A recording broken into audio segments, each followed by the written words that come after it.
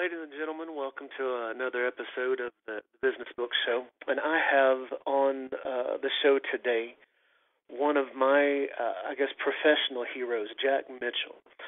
Now, for anyone who is in sales, you should have come across the book Hug Your Customers. It's a Wall Street Journal bestseller and bestseller on a couple of other different lists. And then there was Jack's follow-up book, Hug Your People. And it's based on Jack Mitchell's experience as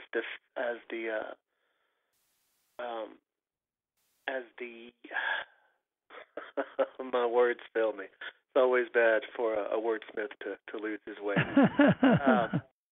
Third generation retailer in Connecticut is where I was going with that.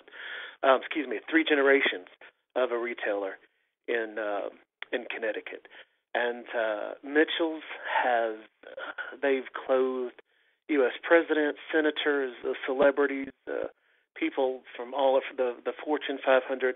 Everybody who's anybody knows that if you want to you want to do clothes right, you go to Mitchell's.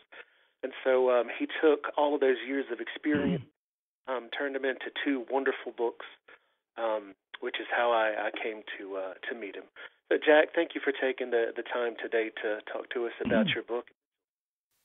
Derek, I'm thrilled to do that. Thrilled to share about my book and also to have the pleasure of doing it with you. Well, so what was the impetus for the book? What made you one day get up and decide I want to write a book about a clothing store? I guess I always had in the back of my mind or in my heart that I wanted to share how my brother and I and our family and my mom and dad, started our family business and how we've grown the family business over the years.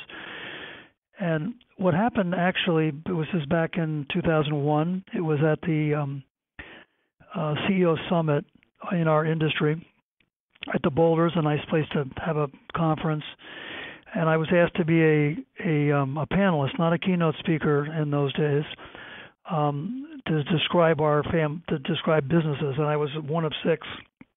Before our panel went on at about 8:30 in the morning, Robin Lewis is one of the gurus in our industries, and we're in we sell men's and women's clothing. That's the products that we sell, upper end in the luxury space.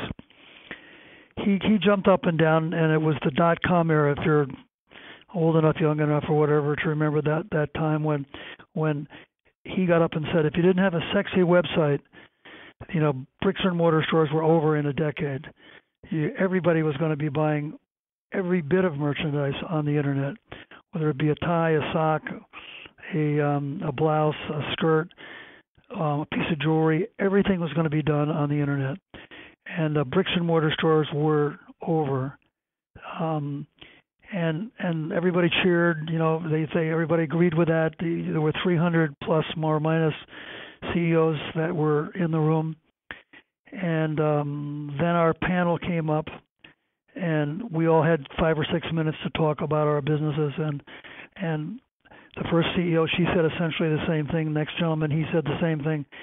And I got up, and it was one of these stages, Derek, where you can sort of walk down in the middle of it. And in the middle of, and I said,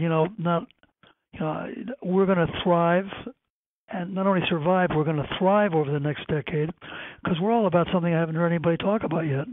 We're about customers.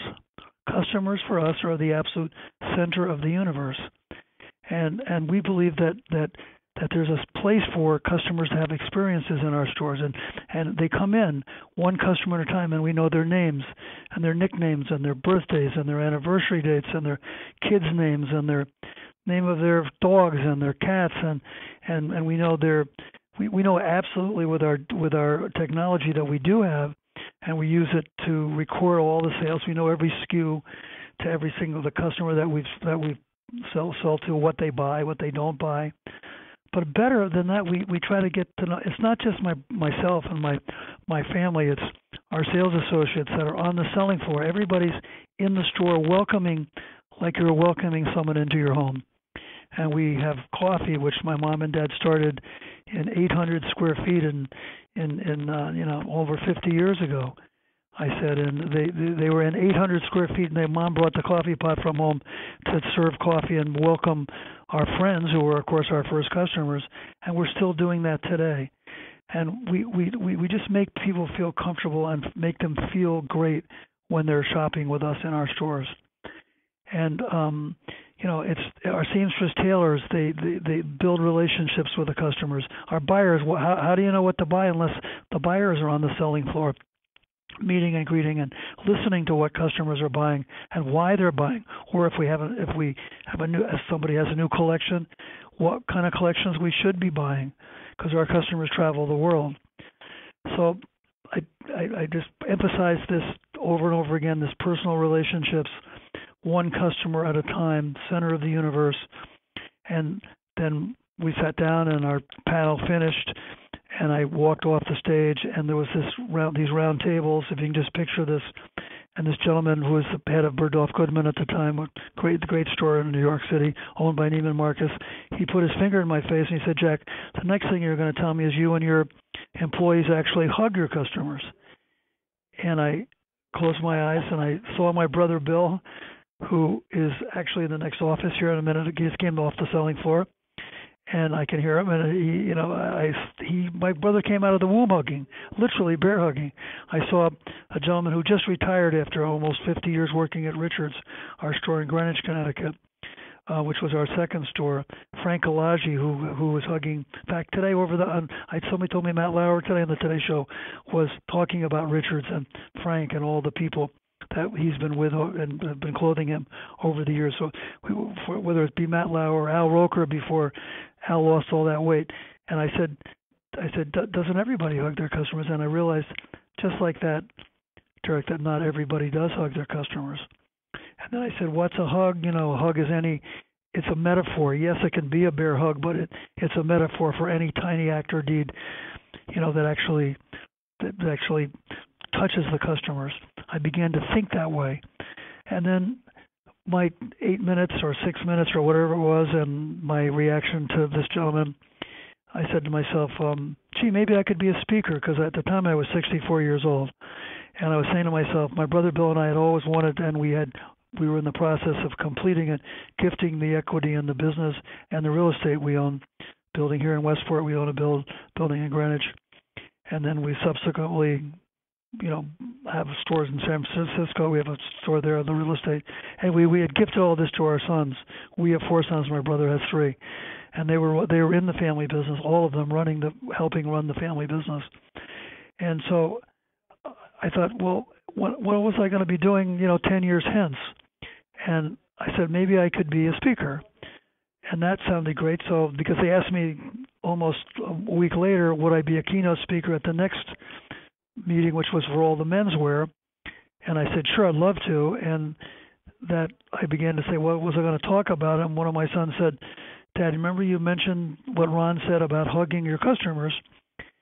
And I said, yeah. He said, that's what you should do. You should focus on how we do that, why we do it, what motivates us to do it all these years, and how we've built it into the whole process of strategically of what we do.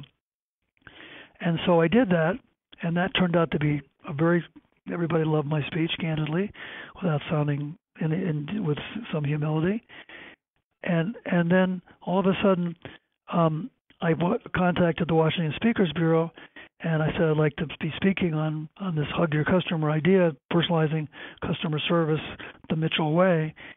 And Tony D'Amelia, he was actually a customer, even though there was the Washington Speakers Bureau. He said, Jack, you need a book. You can't, nobody's going to listen to you unless, nobody's going to pay you. And while the money was secondary, even it wasn't my high priority at all. For me, it was just putting it down in a piece, just sharing our ideas from our family with others. And so I said, okay, well, I'll think about that. And then 3 weeks later, in waltzed Jack Romanos, who at the time was the CEO of Simon & Schuster. He was a good customer, a great customer, and a friend. One of our boys had dated his daughter in Wilton, Connecticut, where we live. So I said to him, Jack, I got this great idea. It's called Hug Your Customers. Sexy. He said, I love it. Sexy title. I said, well, what do you think? He said, I'll give you an hour of my time. Get your thoughts together and come into the city. Call my assistant.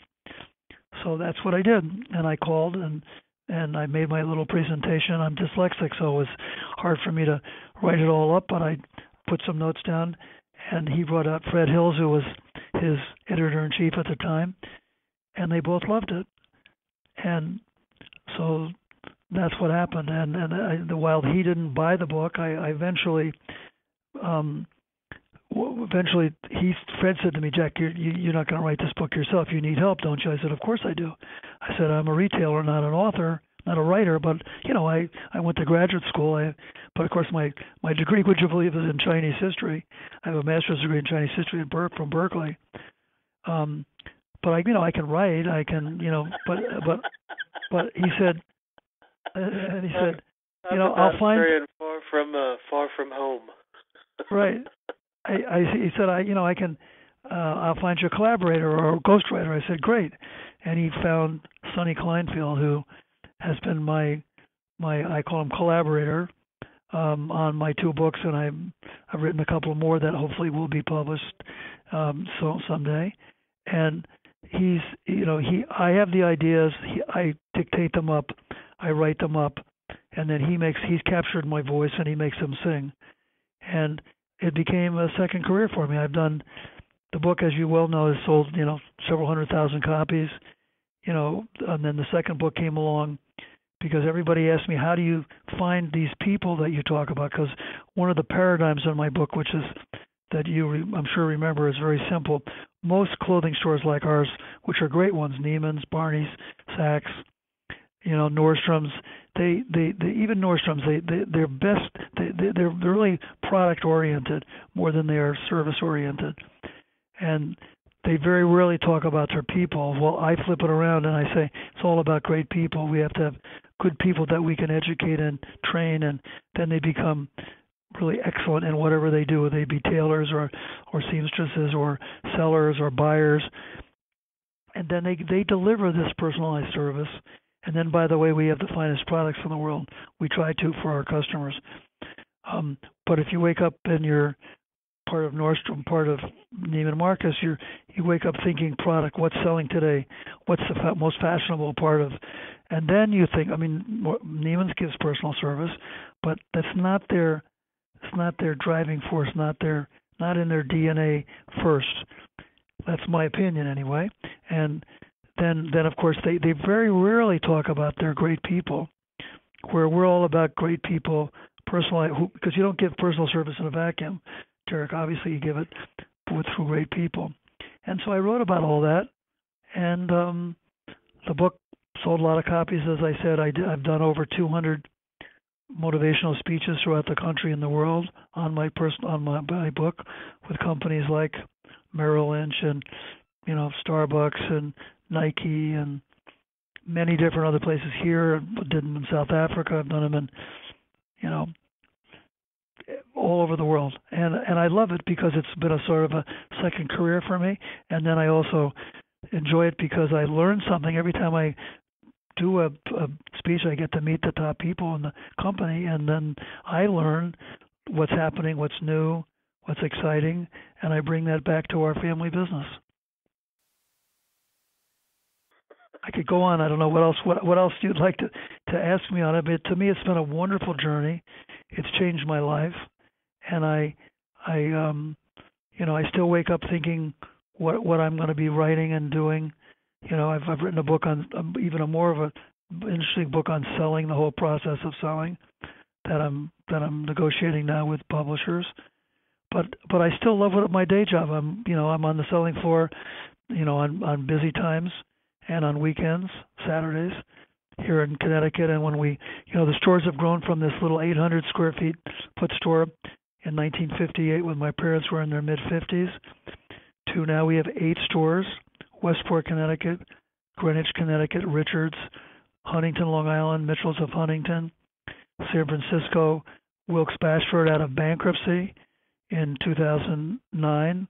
Wilkes went bankrupt, and Wilkes had a store. We have the stores in Palo Alto, so we have 2 in the Bay Area, And then just a year and a half ago, we put a partnership together with Mario Bizio in Seattle, Washington, and Portland, Oregon. So now we have 8 stores. He has 2 in Portland. So we have 8 stores. And again, this whole hugging idea, this hugging culture of hugging your customers, of every little act or deed that makes them feel great. And I tell hugging stories, and then the next phase is I'm actually doing workshops for companies now, where after they hear my speeches and read my books, they say, "Don't you have a workshop?"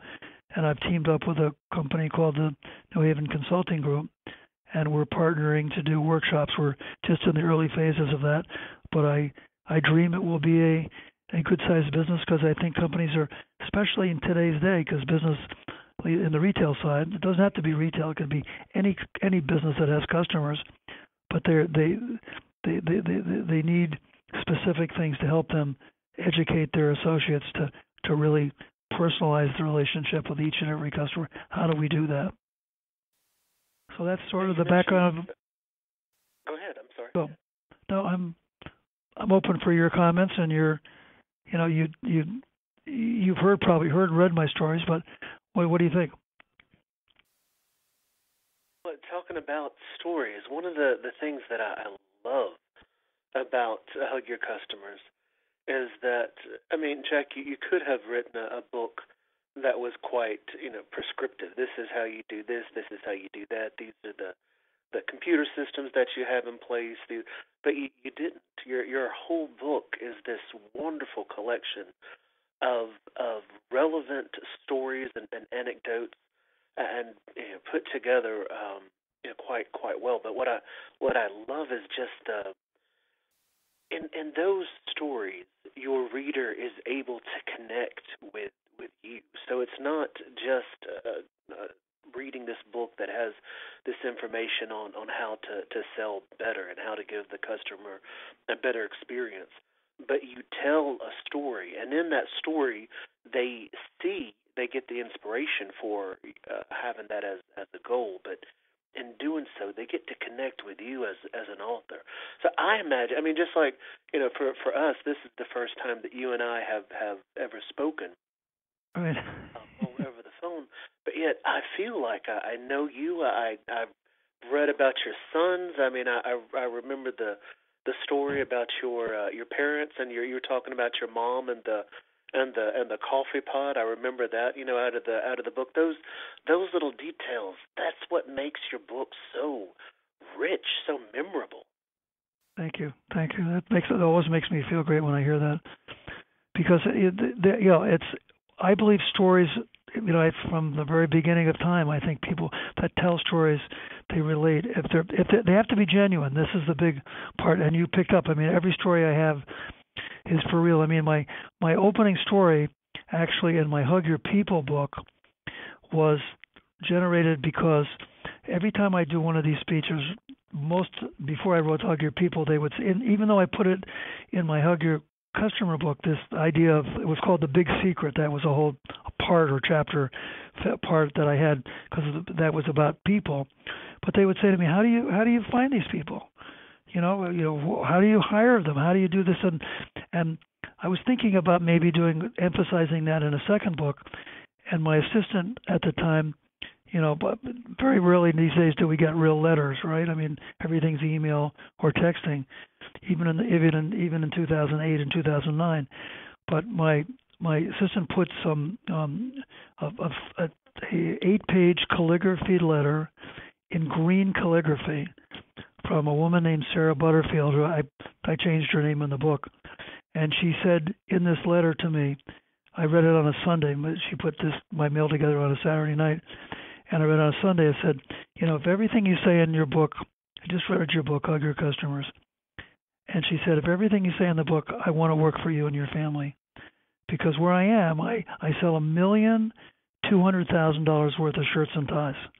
But they won't let me. It's against the rules. As you know from my book, we're a values-based company. We're not a rules and regulations-based company. We have guidelines and high standards. Anyway, she said, they won't let me sell suits and sport coats and shoes, the whole wardrobe, because I'm building these relationships, but they're all around shirts and ties. I want to build them around people. And she said, and then these, of course, the men are married, and most of them are married to females, but some are gay. But they won't let me sell women's wear in the store.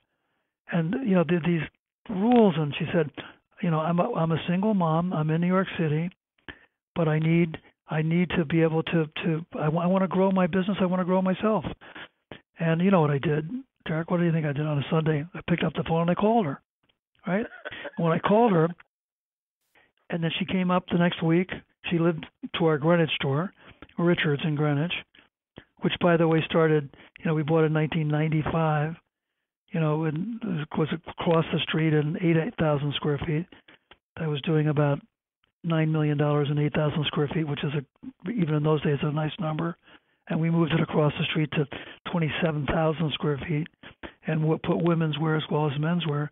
Anyway, she came in, and it was 8 interviews later, because it was more important for her to make sure that she was making this a good decision, a great decision, because we try to hire people for life, for a career. That's who we are. We want to make sure that people, at least in the beginning, it's a free country, thank goodness, they can leave when they want to, and we can fire at will. But that's not who we are. We're trying to take people and that really want to work in this kind of an atmosphere, in an environment, and a culture that really wants to make people feel great, and gives them the tools. We enable them to do it through, obviously, the products we sell. But as you said, we're very data driven. We have very simple, sophisticated computer system so we know the score on everything. What they sell, what they don't sell, everything about the customer. And then as we learn about you, we put it into the computer, and then we find out who you are. If we haven't found that in conversations, we can obviously Google you. We find out who you are, and the rest is history. Anyway, she's become one of the most prolific sellers we've ever had, and she moved eventually to the community and part of the community. So those are the kind of things that was my second book, Hug Your People, the various parts of various elements of being, recognized. What are the principles of that particular book? But again, the same thing happened. I just felt I had to write it because it was something that people were asking me about, and I I don't know about you, but I've other authors that you've talked with, but I learn every time I write something. I learn about myself and other people. That's the most. I don't try to push. I try to pull information and things out of people. And then when that happened, it pulled a lot about me. I had the question, as you said, why did I write the book? What was the purpose of it? And I came to the conclusion, clearly it wasn't. I like to make money, but the money off the books where I have made some money is on my speeches. But I learned as a consultant, with speaking, if you don't charge, the people don't show up. And when they show up, isn't it? Consultants, if you don't pay a consultant, you may not think it's valuable. And then they buy books. I've done speeches where they, Starbucks bought, 3,000 or 4,000 when I did part of their leadership speeches in 2004, and Luxottica bought the same kind of. So, and that's what's going to be happening now in the workshops. If this workshop idea, which I believe it will, but when it does, if I have a big company, which I can't tell you who I'm talking with, but there's the large companies that want to know how to do personalized service better than they're doing. And the book and other ideas will generate a lot of people reading the book and a lot of people going through the workshops. And it could be financially like one of these startup companies that we sell to the leaders in Silicon Valley. Our store in Palo Alto, I can't even tell you the people. I wouldn't tell you the people that we have there, but you can imagine with Apple and Facebook and Instagram and Google and all these. We have some of the real leaders of Silicon Valley because they don't know anything about clothes, but they know everything about technology, and they respect us. Steve Jobs put in his book, which is a great book. I'm sure you know that, and you probably read it and promoted it. He put in there that he shopped at Wilkes-Bashford before we bought it and after we bought it, which was very nice of him. and that sort of, I think, helped bless the fact that we weren't just investors, but we really were retailers that were on the selling floor, and we're working one-on-one with customers and trying to sell them or have them buy rather than we sell them, have them buy clothing that they like and that they need and why they need it in today's day and age.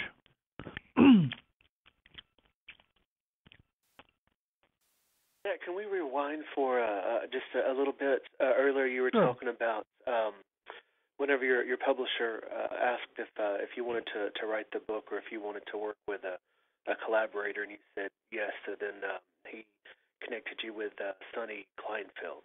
Would you mind talking about your relationship? How did it work with you having these ideas, going back and forth, and shaping the book? Well, what I would do with Sonny, and by the way, when I met him and worked out my arrangement with him, he had already written like 20 books. He's a senior reporter for the New York Times, and the New York Times allows him to work with an author one book a year or so. So they it's not a secret that he's like I give him credit in the book, but he said for marketing reasons that I should just be the author, but because these are my ideas and he takes them. So either I dictate them. At one time I had an assistant that took verbatim dictation, or I can use my iPhone. First it was a BlackBerry, now it's an iPhone or iPad, and I either talk into it or I write into it my stories about what's happening, about whatever first I have an outline in my head of where we're going, and then Sonny then takes them, and he takes a lot of these stories that you say are that you've been the real stories, and then he puts them in an order that shapes the entire book. So it's really a partnership between the two of us. So he's learned my DNA in terms of where I'm coming from. He's gifted in the sense that that's he does feature stories primarily. He has I think two Pulitzer Prizes. Well, he did all the lead stories for 9/11. He lived downtown in New York, and so that's the kind of he loves the human interest stories. That's why we connected so well, because he's a real hugger. He's a quiet, introverted hugger, but he just relates to what I have to say. So even today, if I have something I really want to do it for an article or something, I'll just call him and say, here's what I want to say, and I will write it down, or I'll send here's some bullet points, and I just talk to him, and then he sends it back, and it sounds like me. Jack, on behalf of ghostwriters everywhere, can I tell you how much I appreciate you being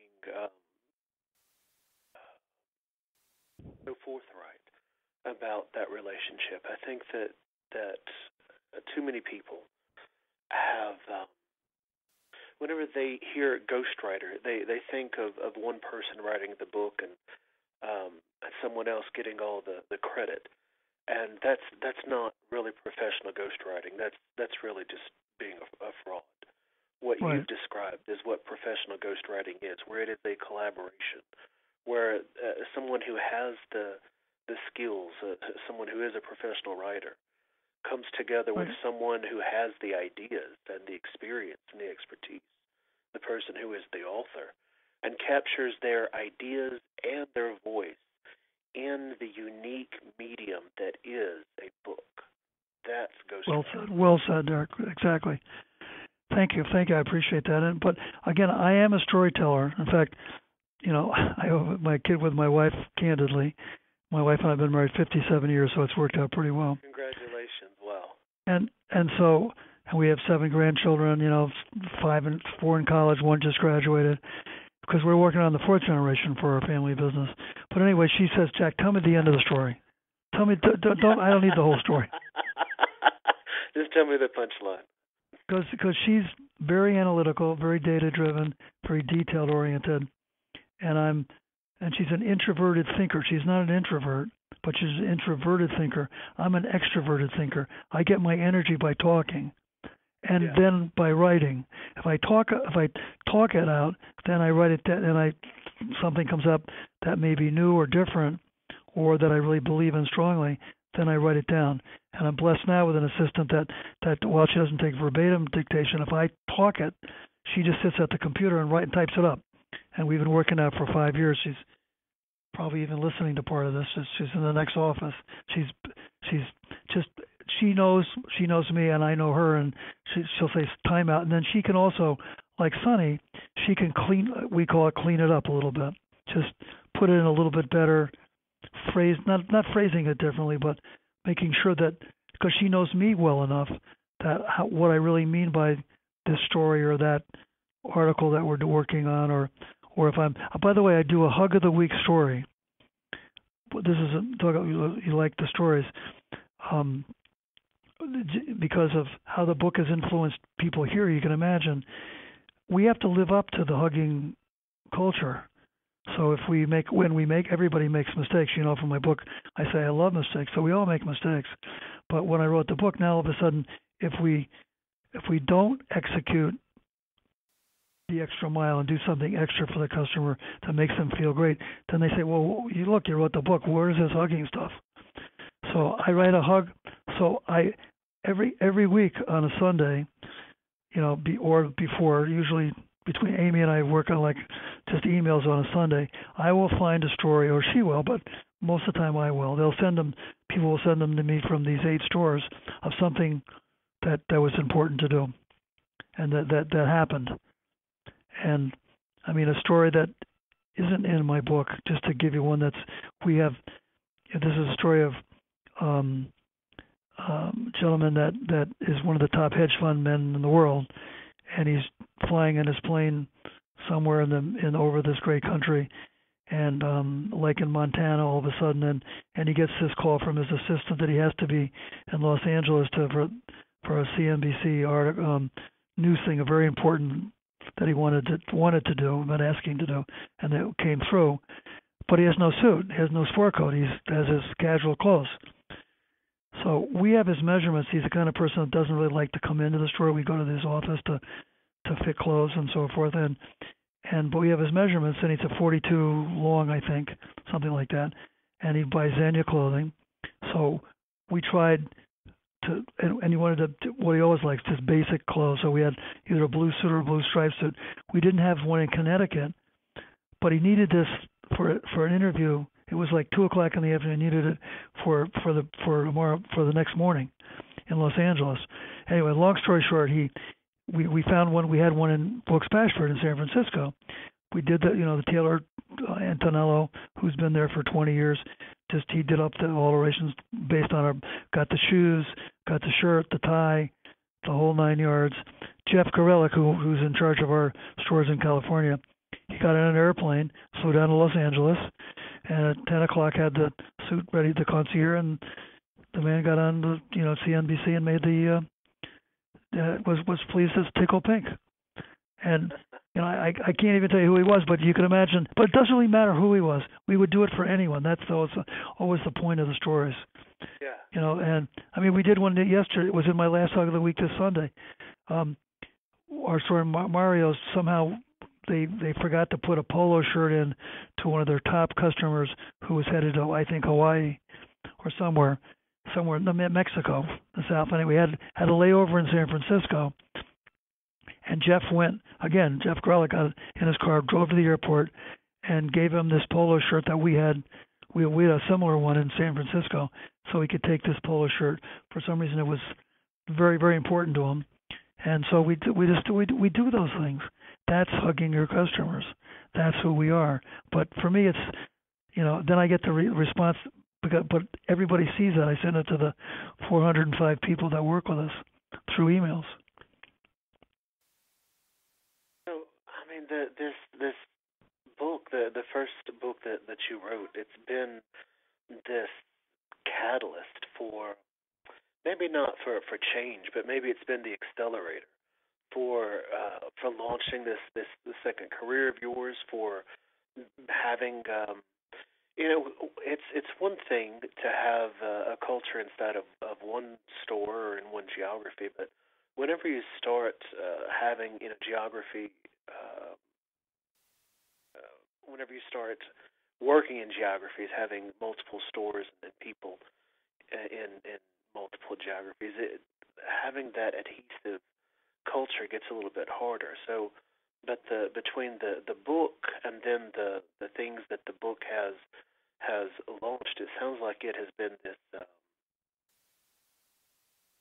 don't want to say unifier, but it's been an incredible tool for you to spread this idea not only with other companies but within your own company as it's grown from coast to coast. Yep. Thank you. Yeah, we're it's been a great journey, and I don't think the journey's over. I think the best days and the years are to come as we're having fun. You know, even into we are online now. I don't know if you should go online. We're trying to personalize relationships on the internet. So for example, if you sign into all your passwords and everything, you could if you're a customer, which is why we started, because we knew our customers were also buying online. Up pops the picture of the sales associate that is responsible for you. We're not. No one's on commission. The stores we bought in Mario's are still on commission, but the rest of the stores are not. But we like to build relationships with a sales associate, and then you can help navigate through the entire site. Let's say you buy a pair of Todd shoes, like the pair of Todd shoes I have on here right now, talking with you. I didn't have in my size, but I liked them. They're like leather suede sneakers, and I saw that we had them in San Francisco, so they sent them in for me, and I didn't have to. I don't have to buy them until I like them, and that's called reserve in store. So sometimes our customers, these days you have to return everything. Well, we just have it. If you're a customer, you say, well, I'll be in next Tuesday and see if I like the Todd shoes. Well, that's great for us too, Dirk, because that brings you into the store. And maybe you don't like the shoes, but maybe you'd like some other shoes, or you forgot to buy your spouse it's your anniversary and you forgot about it, and you buy him a nice diamond ring or something. So all of a sudden, it's a way that we're generating business through using the internet as really a omni-channel vehicle.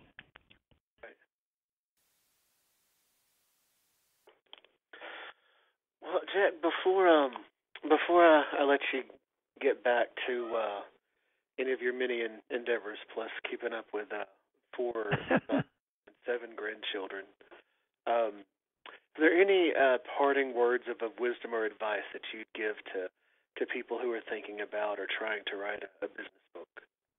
I would urge I think there's a book in a lot of people, and I would urge them to really do it.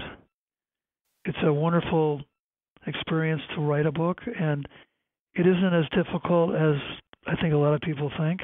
If you find, like I did, a collaborator, you need help. I've always needed help in everything that we've done. We've had a business family consultant. We have an advisory board. So you need help to do it. You should read your book, and you should find out how there are various ways to do it, but get it out. Put it down on a piece of paper, write it down. Don't hesitate. Just try. It may take longer than you think. Maybe it doesn't. Maybe you can just sit down and write it up. I have one son who has this unbelievable skill, Dirk. He did it in junior high school and he did it in college. He just sits down, he thinks about it, and just does it right up. Very rarely changes more than a few words. That's not But once you finish it, that's it. You can't always make edits because you could be editing forever. But I would just urge anyone you have a book in you, get it out. That's great advice. And do it. Do it. Like Nike says. Go for it. And it's fun. Yeah, it is. It's always a different experience than I think anybody anticipates it being. But I've never heard someone who finished their book who said that it wasn't worth it. Right. Exactly. And in my book,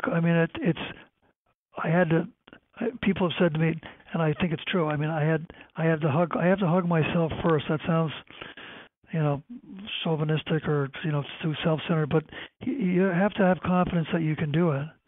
And once you start it and it just flows out, then it's really magic when you see something pop up that you've written. And if people like it, it's even nicer like yourself. I deeply appreciate your kind words about my book and how it's moved you and others too. I think it's a wonderful example of what business books should be. Thank you very much. It has been my pleasure. Well, for everyone listening, of course, I recommend reading Hug Your Customers, and then there's Jack was kind enough to send me a second edition of Hug Your Customers. There's also Hug Your People. You can go to Jack's website, hugyourcustomers.com, which is about the book and what Jack's doing to promote the ideas in it.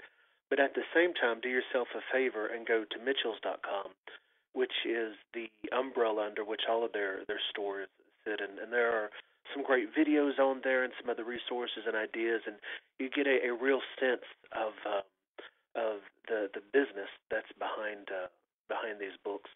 And if you read the book and you get familiar with the stores, you can get a great idea of how the book helps the stores and the stores helps the book. There's this beautiful alignment there of help of the one helping the other, which I think is what business books ultimately should do.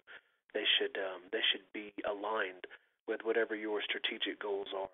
And if you have a place-based business or a service-based business or whatever it is, they should complement each other. And Hug Your Customers as an example of exactly how to do that. Well, Jack, again, thank you so much, and I sincerely hope that we get to meet in person sometime. Let's do it for sure. Thank you. Thank you. Have a great evening. And same to you.